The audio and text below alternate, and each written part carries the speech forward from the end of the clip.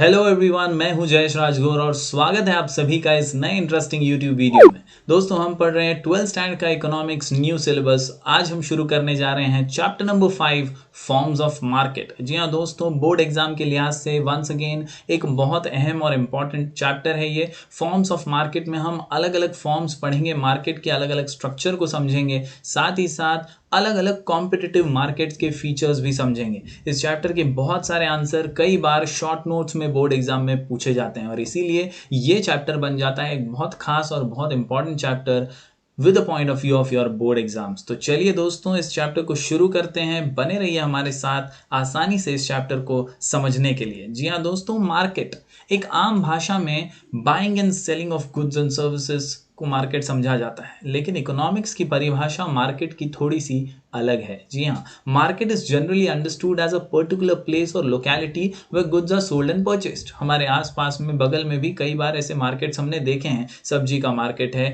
या कपड़ा मार्केट, हमने कई बार ऐसी जगहों को मार्केट का नाम दिया है। लेकिन इकोनॉमिक्स में सिर्फ एक लोकेलिटी या जगह को मार्केट नहीं कहा जाता, but in economics market refers to an arrangement through which buyers and sellers come in contact with each other directly or indirectly and exchange of goods and services takes place among them। जी हाँ दोस्तों, सिर्फ एक locality market नहीं है economics में।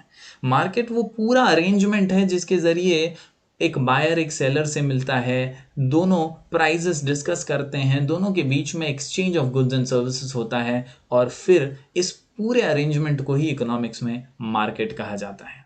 हमारे पास कुछ definitions हैं मार्केट के, जिसमें अगस्टिन कॉर्नोट, ये एक बहुत महान क्लासिकल इकोनॉमिस्ट हैं। जी हाँ दोस्तों, क्लासिकल इकोनॉमिस्ट जब मैं कहता हूँ तो आप समझ जाइए कि अल्फ्रेड मार्शल से भी पहले के इकोनॉमिस्ट हैं और ये मॉडर्न इकोनॉमिस्ट की परिभाषा नहीं आपको बताएंगे, ये क्लासिकल इकोनॉमिस्ट की परिभाषा आपको समझाएंगे और इसीलिए ये मार्केट का डेफिनेशन समझना बहुत ज़रूरी हो जाता है। According to Augustin Cournot, economists understand the term market not any particular marketplace in which things are bought and sold, but the whole of any region in which buyers and sellers are in such close contact। जी हाँ दोस्तों, फिर एक बार मैं दोहराना चाहूँगा, सिर्फ एक locality, सिर्फ एक जगह या एक रीजन को मार्केट नहीं कहा जाता इकोनॉमिक्स में।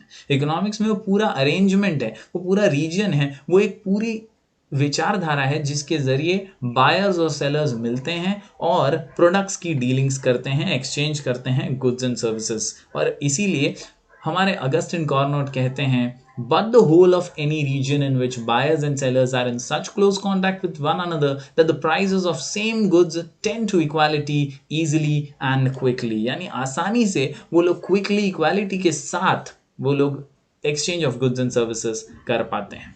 Thus market is a network of dealings between potential buyers and potential sellers at any point of time। A market will exist if there are these following things। जी हाँ दोस्तों, इस पूरे ये जो स्लाइड आपको दिख रही है, इस पूरे स्लाइड का टेक अवे ये 5 पॉइंट्स है।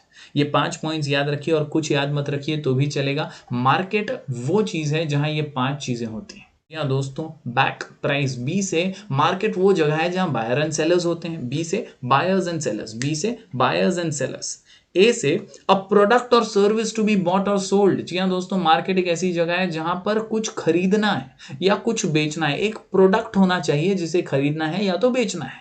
तो हमारे को याद रखना है, इकोनॉमिक्स की परिभाषा मार्केट की बहुत सिंपल है, इन 5 चीज़ों पर डिपेंडेंट है। ये 5 चीज़ें जहां होंगी वहां मार्केट होगा, उसे ही मार्केट कहेंगे। बैक प्राइस, बी से बायर्स एंड सेलर्स, ए से अ प्रोडक्ट, सी से close contact between buyers and sellers, दोनों की आसपास में पहचान होनी बहुत जरूरी है, दोनों का मिलाप होना बहुत जरूरी है, दोनों का कॉन्टैक्ट होना बहुत जरूरी है। सी से क्लोज कॉन्टैक्ट या कॉन्टैक्ट याद रख सकते हैं। के से नॉलेज अबाउट मार्केट, कोई भी इग्नोरेंट पर्सन को मार्केट में भेजना बेवकूफ़ी हो सकती है और इसीलिए there should be proper knowledge about the market. Knowledge about the market means आपको क्या प्रोडक्ट चाहिए, वो कहाँ मिलेगा, इतना ही नहीं, प्राइस क्या है, प्राइजेस क्या प्रिवेल कर रहे हैं मार्केट में, इसके बारे में भी पता होना चाहिए। और इसीलिए back price price of the product must be there. सिर्फ एक बार्टर एक्सचेंज नहीं होना चाहिए, चीज़ों का सिर्फ लेन देन नहीं होना चाहिए। मार्केट वो है जहाँ पर प्राइस भी है प्रोडक्ट का, कुछ तो दाम है प्रोडक्ट का और उस दाम पर ही उसे खरीदा या बेचा जा रहा है। तो डेफिनेशन ऑफ मार्केट में याद रखिए, जहाँ भी ये 5 चीज़ें हैं उन्हें हम मार्केट कह सकते हैं, या that is a potential market where buyers and sellers are there, where a product or service is available, where close contact is there between buyers and sellers. Also, there is proper knowledge about the market, and finally there is price for the product. तो Augustine Connaught का ये definition, जहां वो कहते हैं सिर्फ एक locality market नहीं है, सिर्फ एक जगह मार्केट नहीं है, वो पूरा का पूरा रीजन जहां ये 5 चीजें हैं वो मार्केट कहलाता है। जी हाँ दोस्तों, इसी मार्केट को क्लासिफाई किया गया है। Classification of market on the basis of place, on the basis of time and on the basis of competition. और इस पूरे चैप्टर में हम इन्हीं चीज़ों को बारीकी से पढ़ने वाले हैं। जी हाँ दोस्तों, classification of market in 3 types, we can say place, time and competition. अगर जगह की बात करें तो लोकल, नेशनल और इंटरनेशनल मार्केट। उसके बाद टाइम की अगर बात करें तो very short period market, short period, long period और वेरी लॉन्ग पीरियड समय के हिसाब से। और फिर कंपटीशन की अगर बात करें तो perfect competition and imperfect competition, जिसमें इम्परफेक्ट के अंदर आप देख सकते हैं और 3 टाइप के क्लासिफिकेशन है, मोनोपोली, ओलिगोपोली और मोनोपोलिस्टिक कंपटीशन, जिन्हें हम बारीकी से इस चैप्टर में देखने वाले हैं। तो इस प्रकार दोस्तों, this is the classification of market on the basis of place, time and competition. बढ़ते हैं आगे और बारीकी से देखते हैं कि प्लेस में क्या क्या है और कितना डिटेल में इसे समझाया गया है। Classification of market on the basis of place. सबसे पहले लोकल मार्केट। जी हाँ दोस्तों, local market is a market in which sellers sell and consumers buy a product in the region or area in which it is produced. Underline करिए दोस्तों, in which it is produced. जहां produce होता है वहीं बिकता है, वहीं खरीदा जाता है। जहां प्रोड्यूस होता है वहीं बिकता है, वहीं खरीदा जाता है, इसे कहते हैं लोकल मार्केट। दूसरी बात करते हैं नेशनल मार्केट की। देश भर में national market is a domestic market in a given country. Each national market is govern by the regulation of its own country. जी हाँ दोस्तों, हमारे देश में कहीं पर भी बना हुआ प्रोडक्ट कहीं भी किसी भी दूसरे राज्य में जाता है, जैसे आसाम की चाय पूरे देश भर में जाती है, तो वो हमारा नेशनल मार्केट की तरह ट्रीट किया जाता है। National market is a domestic market, हमारे ही देश में घूम रहा है।